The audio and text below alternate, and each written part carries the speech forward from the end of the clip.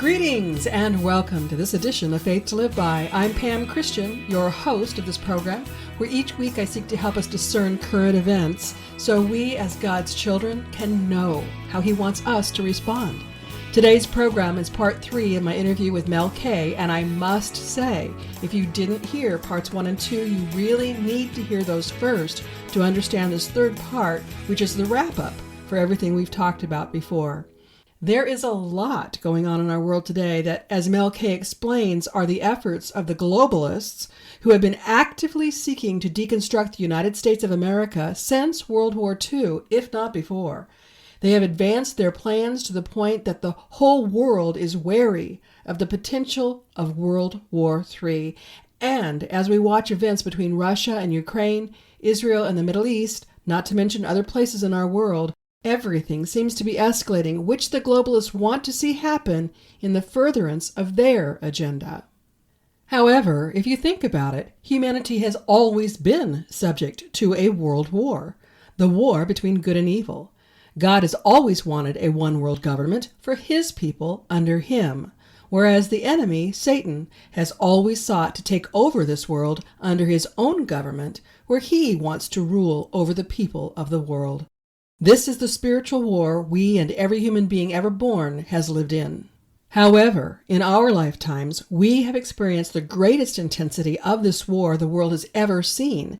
There has never been such an advance of evil, and the enemy has never come as close to overcoming God's people as he has these past 5 years. Once again, as proven time and again in history, whenever God's people fail to fight the good fight and become lazy, or fall asleep, or are deceived, or worse, when they outright reject the ways of God, God's people find themselves suffering under evil until they wake up, repent, and choose to be restored and work with God to see His kingdom will done on earth as it is in heaven. God has clearly revealed in His written word, the Bible, that we are soldiers in His army, and unless we are actively engaged in winning the war, we will become subject to the ways of evil. Don't misunderstand. The enemy of God will never win. He cannot defeat God. He has not got the power or the ability to do so. However, when God's people fail to remain engaged with God, the enemy gains tremendous ground, and the whole world suffers. Again, this explains how we came to experience the greatest advancement of evil the world has ever seen, leading up to what we have suffered in these past 5 years. But the truth of today is the church has finally been awakened, and we are now in the process of fighting this ancient spiritual battle from a defensive position. Although we came far too close to the enemy's battles being won, with God's help, we have managed to climb to the top of the hill, as Prophet Robin Bullock explains, where we must be determined to never allow the enemy the same advances ever again. I have edited a portion of Robin Bullock's conversation with Steve Schultz on Elijah Streams that I'll play for you after I share with you part 3 of my interview with Mel K. But before all of that, I need to make the announcement about our Greece tour in April 2026. We want to get a group of about 30 people signed up because this size group is best for this type tour. And the more people who sign up, the less the trip costs each one of us. Some who previously signed up have had to let me know that their plans changed, which means we have more spots available now and we want to fill them all up. At this point, it's just a matter of putting your name on the reservation list with your final confirmation in the next month or so. If you've been thinking about joining us on our Greece tour, now is the time to sign up to assure your place. And since some spots have opened up, why not ask some friends and family to also register so you can all travel together as part of this Christian tour group? The tour is called In the Footsteps of the Apostle Paul because we'll be visiting many of the same places he preached, which will really allow the historical events of our faith to come alive in our hearts. To be sure you are on the reservation list, send me an email to faithtoliveby@PamelaChristianMinistries.com with the word Greece in the subject line. Place all of your contact detail in the body of the email and the total number of people in your party. Get that to me right away and expect a reply so we can confirm your reservation and learn of any special needs or requests you may have. If you didn't get a chance to write down what I just shared, I'll review again later in the program. But please don't wait to reserve your place. We need to have a minimum number confirmed for the trip to take place, and I am praying for the maximum number of 30 people since this makes for the best experience for everyone. Okay, now let me share with you the final portion of my 3-part interview with Mel K.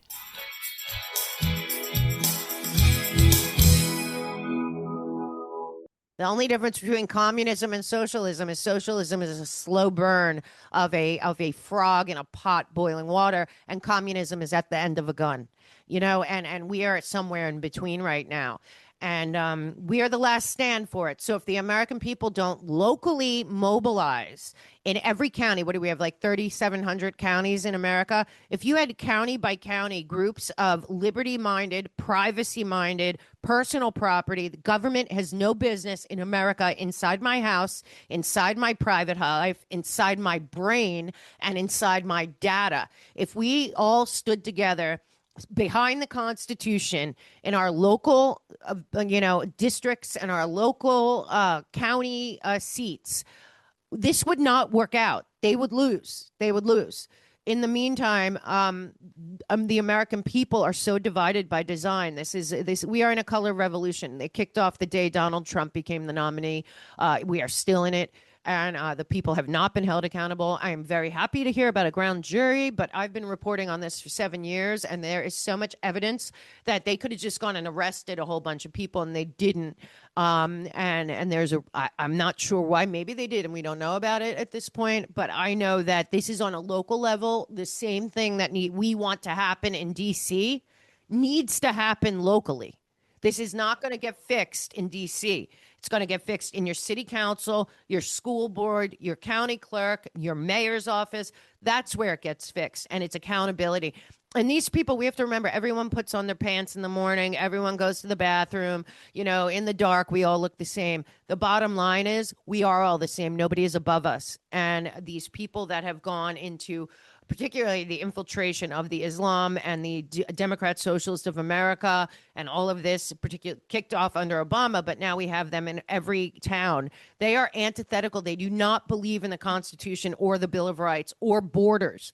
George Soros, again, no borders, no Constitution, no rule of law, total chaos, order out of chaos. What is the solution? Technocracy, where you have no choices. They're all made for you. So that's why I wrote the book. That's why I do my show every day, is because, I want everyone that was involved with Epstein held accountable. I mean, it's ludicrous that J.P. Morgan Chase paid $365 million to the victims of Jeffrey Epstein, and they're telling us that there are no Johns. There are no one is on the other side. Like, you can do, if they can find 1,600 people that stood outside of the Capitol without weapons, many of them praying on January 6th, well, then they can find every single transaction that was made at J.P. Morgan Chase over 20 years with Jeffrey Epstein, and that's going to net probably, a couple dozen perpetrators, but they're not doing that. And I believe that it's all because of the international banking system.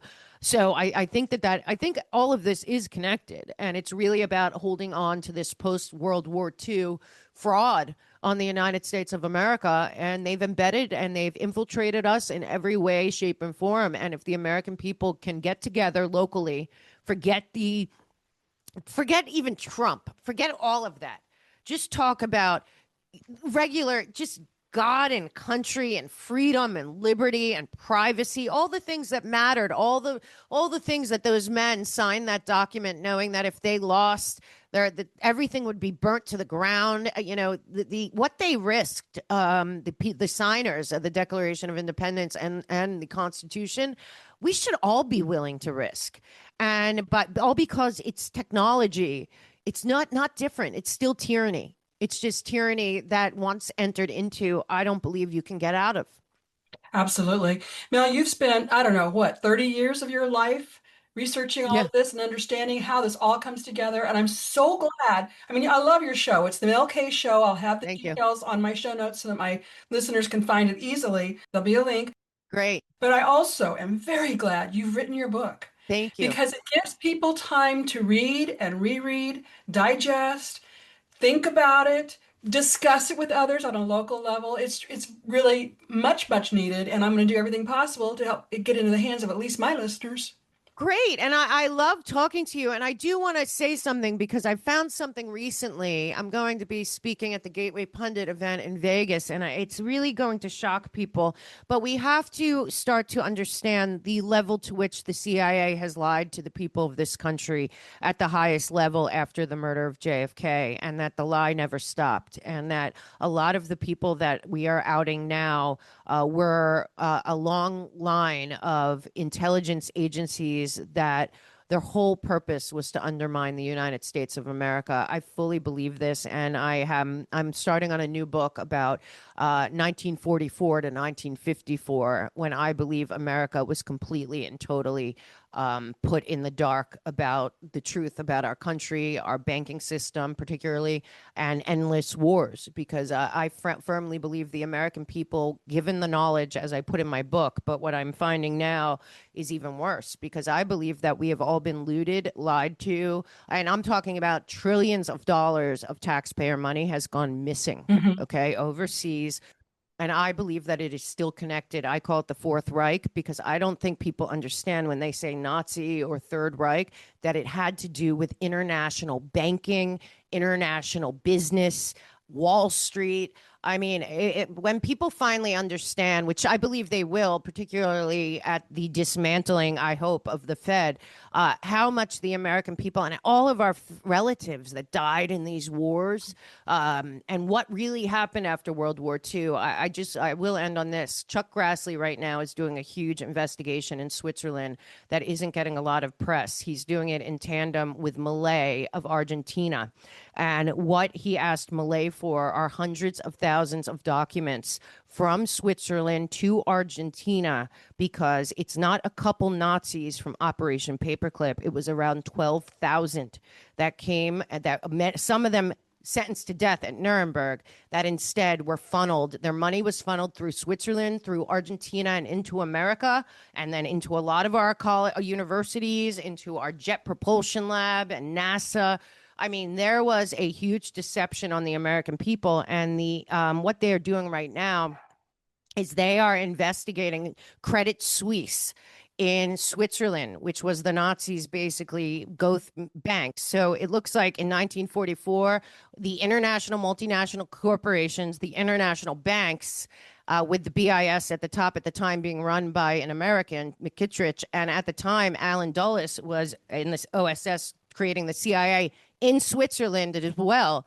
It does appear that America was infiltrated by the international organizations that came out of World War II, and that from that day on, we've been paying for the whole thing. I mean, I really believe that we have been paying for the UN, the NATO, the World Economic Forum, every war, the World Bank, IMF. I really believe the American people have been so lied and looted, and now we're $37 trillion in debt, and you wonder how. I think that we were set up this way, and that they never thought America would make it past Hillary Clinton. And Agenda 2030 was to close the books, wipe it all out, and then move forward as if that didn't happen. And I think that would be very empowering if American people start looking into that. So check out Chuck Grassley's thing, because you know what? UBS bought Credit Suisse, and they said when the Chuck Grassley report about the rat lines of the Nazis to America after World War II comes out, that our entire understanding of post-World War II and World War II itself will be completely blown apart. And I hope so, because the American people have to know we're not in debt, $37 trillion. No, in fact, we were stolen.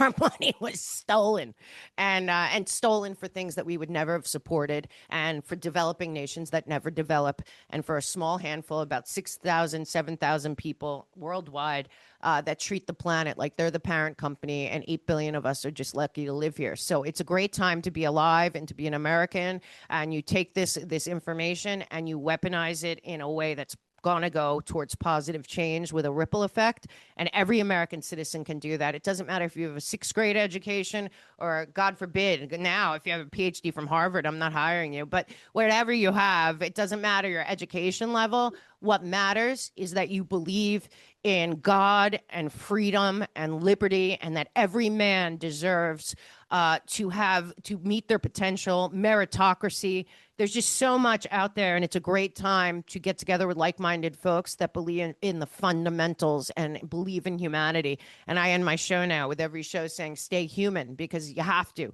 The battle is on your brain, and you have to control it by knowing the information and reading it yourself. And I do want to add, on the melkshow.com, I have a free resource page where I put a lot of the documents that I'm talking about that you can look up and read them yourself. And it says right there what it's about. So, yeah.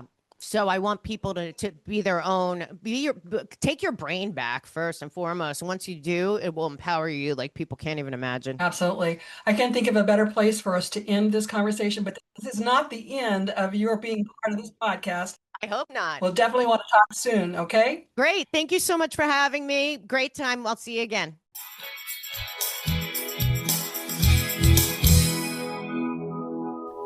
Mel pointed out how dangerously close we've come to the globalists winning in defeating the United States of America and other nations too, for that matter, with their Agenda 2030. She pointed out how America is the last stand for defeating globalism, and I'm exceedingly grateful that more people are waking up and becoming engaged in the process of reclaiming our freedoms and our God-given rights. Mel stressed the importance of each of us being engaged locally, and in this way creating a grassroots, ground-up reclaiming of our governments. We must do this in all of our nations wherever we can. Robin Bullock was recently on Elijah Streams with Steve Schultz. In fact, it was August 25th. I want you to watch the entire interview, so I provided you a link in the show notes. But in keeping with what Mel K has just shared, I have edited down about a 5-minute segment for you to be encouraged by Robin D. Bullock. To set up what you'll hear, Robin and Steve were referencing Matthew 16:18, which I've taught on before, but as a refresher, in context, Matthew 16 verses 13 to 20, Jesus is speaking to his disciples, and he asks the question, "Who do the people say the Son of Man is?" The term Son of Man was one of Jesus's most often that he used of himself. Verse 14 records their response. Some say John the Baptist, others say Elijah, and others say Jeremiah or one of the prophets. Now, this is interesting because each of the named people were already dead, so it seems that the people considered the prospect of Jesus being one of them restored to life. Anyway, next we see that Jesus asked his disciples, "But who do you say I am?" And in verse 16, Simon Peter replied, "You are the Christ, the Son of the living God." And in verse 17, Jesus answered, "Blessed are you, Simon Bar-Jonah." Now, I want to stop here and ask you to keep in mind that Simon was his Aramaic Hebrew name, and Bar-Jonah means son of Jonah, the name of his natural father. Jesus continues, "For flesh and blood has not revealed this to you, but my Father who is in heaven." And then in verse 18 we read, Jesus says, "And I tell you, you are now Peter," which is Greek for rock or stone. And on this rock, specifically meaning the revelation God gave Peter that Jesus is the Christ, he goes on to say, "Upon this rock I will build my church, and the gates of hell shall not prevail against it." I want to make 3 points for clarity. First, up to this point, the disciple we know as Peter was called Simon, who with this exchange with Jesus is given a new Greek name, Cephas, which in English is Peter. The second point, Jesus did not say he would build his church. He actually used the Greek word Ekklesia, which has a far greater meaning than the use of our word church today. And he did not say he would build his Ekklesia on Peter, but rather that he would build it on the rock of revelation Peter received that Jesus is Lord. Now, with this in mind, please listen to the words of Robin Bullock as interviewed by Steve Schultz on Elijah Streams, published August 25th, 2025.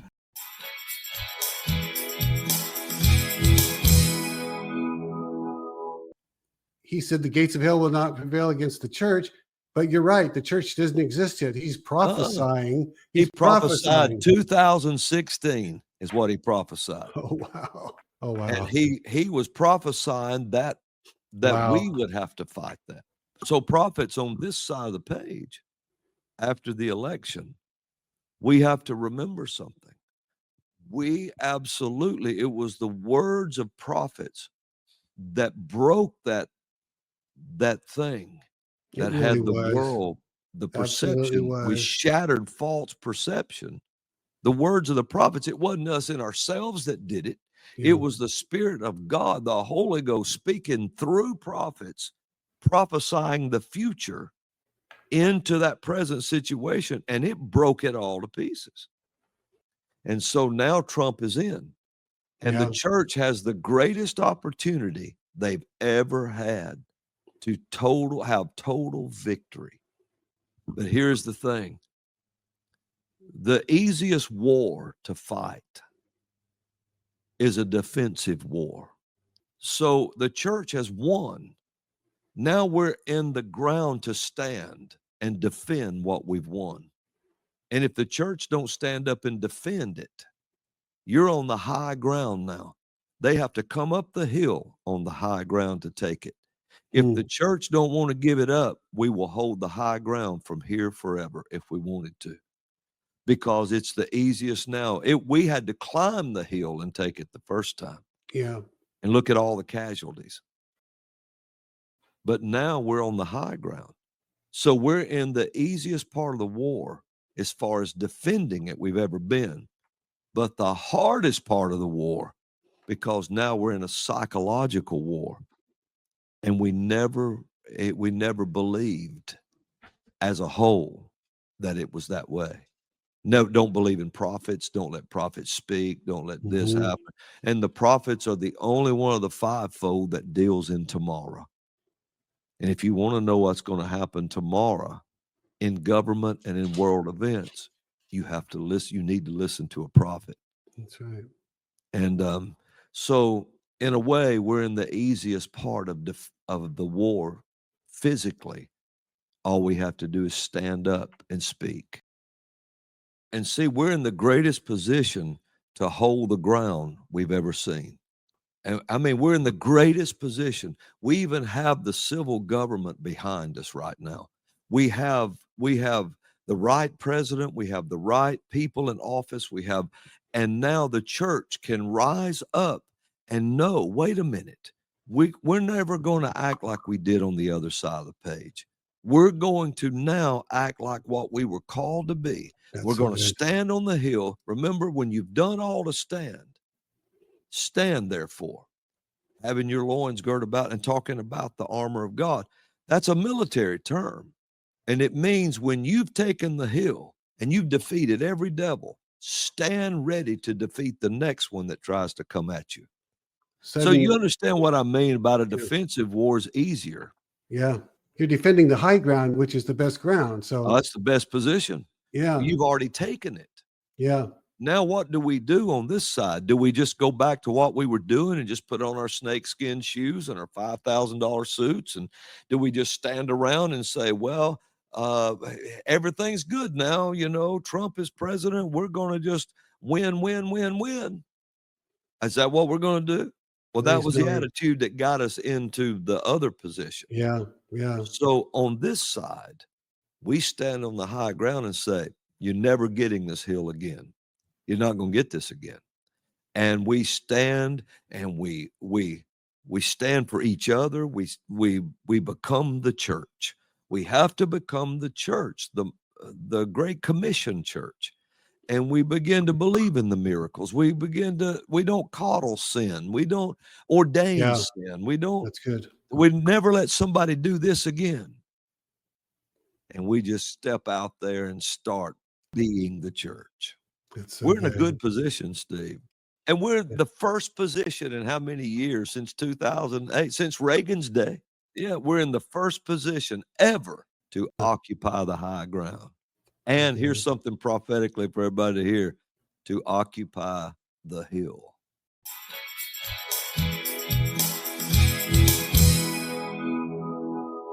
I love that Robin used the term to occupy the hill. Of course, he's referring to Washington, D.C., but it also reminds me of a game I used to play as a kid called King of the Hill. And we're in a very similar situation. We are in the high ground now as the church, as the Ekklesia. And as Robin is pointing out, It's essential we operate as the church, the Ekklesia, allowing the fivefold ministry to operate with the Holy Spirit directing us. And at the very beginning, when Steve Schultz and Robin Bullock were talking, they were referencing Matthew chapter 16.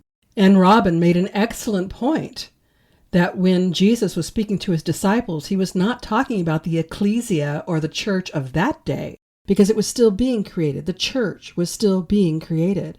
Robin believes Jesus was speaking of the Ekklesia or the church of our day, specifically beginning with the year 2016. Also, I encourage you to listen to my podcast, 255, called Advantage Ekklesia, which ran in May of this year, where I interview Alex Newman, and I offer the prophecy of Amanda Grace about the church finally coming to the point in time where we will see the greater works that Jesus said we would do after him. It's important we understand the word Ekklesia because it was actually unique for Jesus to use even in that day, although all the people he was speaking to certainly would have understood it. The word Ekklesia is Greek, and it means a group of people who are called out, referring to an assembly of people called together for a purpose. It was used in ancient Greece to describe a political assembly that gathered to deliberate and decide on matters of civil policy, playing a significant role in the democracy of Greek city-states. By using this particular Greek word, Jesus made clear he expects his followers not only to share the gospel, but to be the leading influence over society, culture, and earthly governments. The fact our modern-day church has completely disengaged itself from the realms of politics and government is precisely why the enemy has been able to nearly overcome the United States and other nations, and the reason the globalists have succeeded to the point they have in other nations of the world, such as Canada, the European Union, and Australia. As Robin expressed, God has always raised up prophets whose role has been to confront secular kings or government leaders who are promoting agendas contrary to the will of God. Think of Moses, who confronted Pharaoh, or Elijah, who confronted Ahab, or Nathan, who confronted David, or Jonah, who confronted the Ninevites. Even Daniel's stance before King Nebuchadnezzar is consistent with God's people opposing agendas contrary to the will of God. These are just 5 examples, and there are many more in scriptures. As Christians, we all have the ability to prophesy. Therefore, collectively, we are all called to stand against any political or government authorities or mandates that are contrary to the will of God. We are to be the head and not the tail. If we are honest, the church has not been the influencing standard God intends, which is why we are now faced with God's powerful intervention, and praise God he is still willing to intervene in our behalf. While God's intervention will press back evil, it will also call each of us who belong to him into account. The church today is being firmly corrected and admonished to take our rightful place in God's plan. Then, working with God, we can maintain his standards of righteousness and governance for the people working in both our national governments and our international kingdom government of which Christ is king. I've been reading Mel K's book, which is excellent, to not only provide us background of the many ways we got to the point we are in today, but also to help us understand what we, each one of us, must do to reverse the evils in our world, with an emphasis on local involvement. Although, if you are being called by God to national government, such as Grant Abraham is for Canada, then by all means, please obey God. We need people who will promote law and order and the righteous ways of God in all areas of government, and in fact in all of the 7 mountains of society.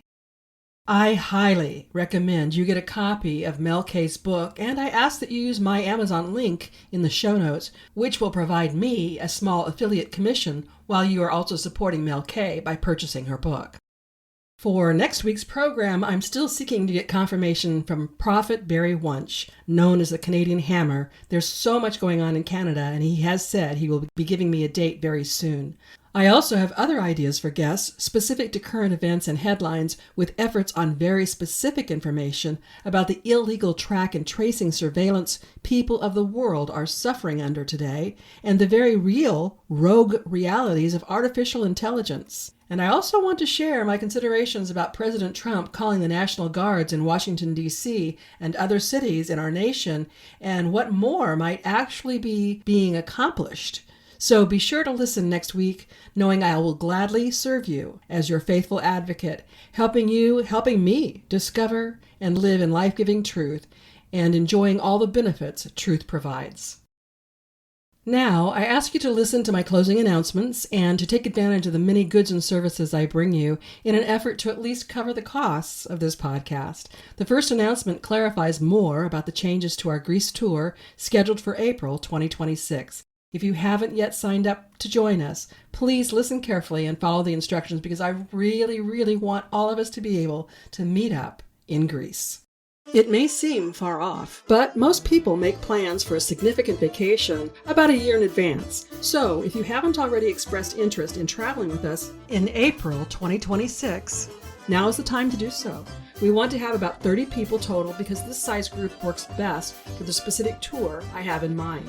We'll be walking the footsteps of the Apostle Paul. I'm using the time between now and October 2025 to determine if we have enough interest, and the trend indicates we definitely should. We have just about 30 people on the list now, but I'd like to have more because when it comes to the actual day of making a commitment, things could have changed, and I want to be able to have at least 30 actually attend the tour. So, if you think you'd like to be part of the Faith to Live By Christian tour with me in Greece during April 2026, now's the time to get your name and number in your party on the list. There's no obligation at this point, you're just expressing your interest. Attendees need to arrange their own air travel to and from the Athens International Airport.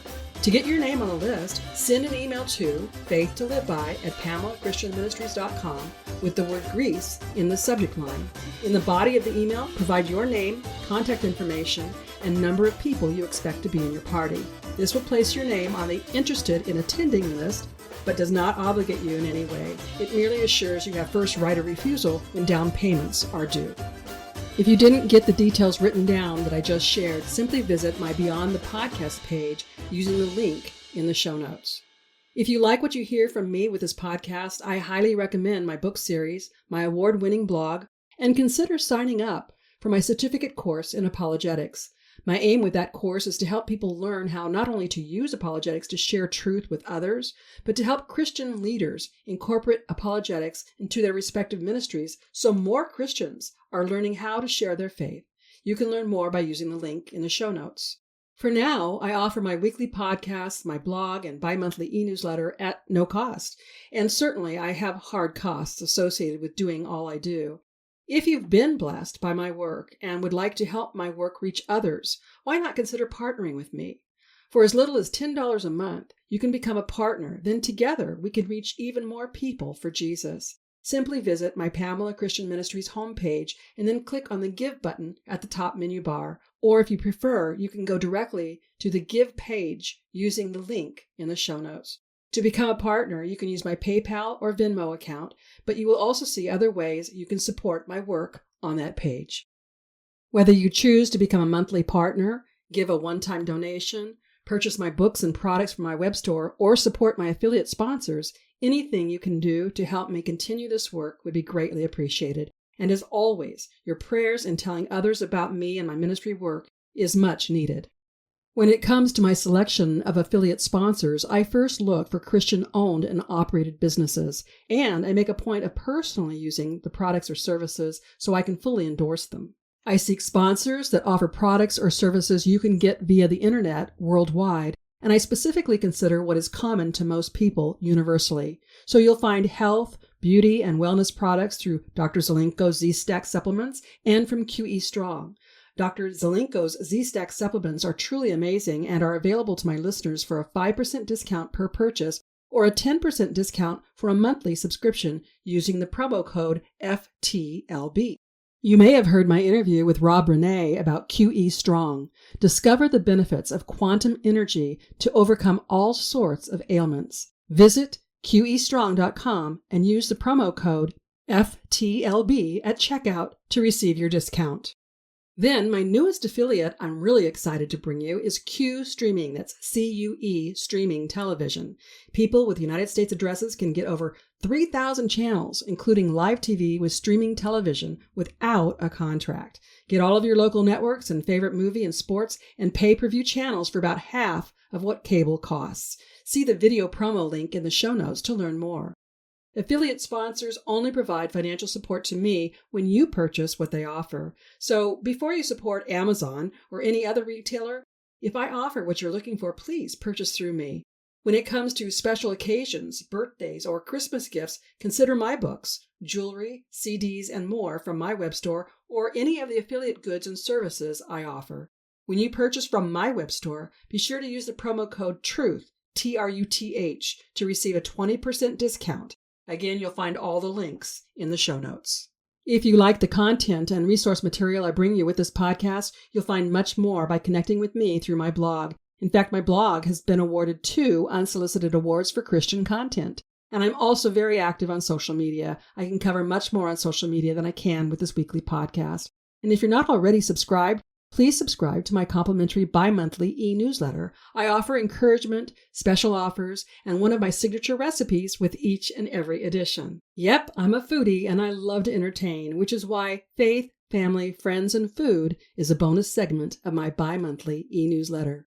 To receive even more, please be sure to check out my dedicated podcast listeners page, Beyond the Podcast. Here's where we can connect exclusively and you can download complimentary devotionals, resources, and more. On that page, I also ask you to help me learn more about you and what you want by completing the form visible once you scroll down that page.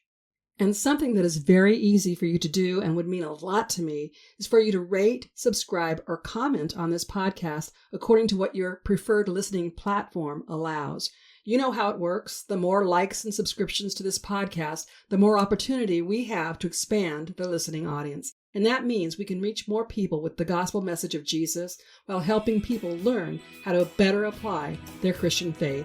I hope you'll join me next week and tell your friends and family to listen right here on Faith to Live By, where we learn how to gain spiritual victory over life's issues. Until next week, I'm Pam Christian, asking you to remember Christ died for us. The least we can do is live for Him.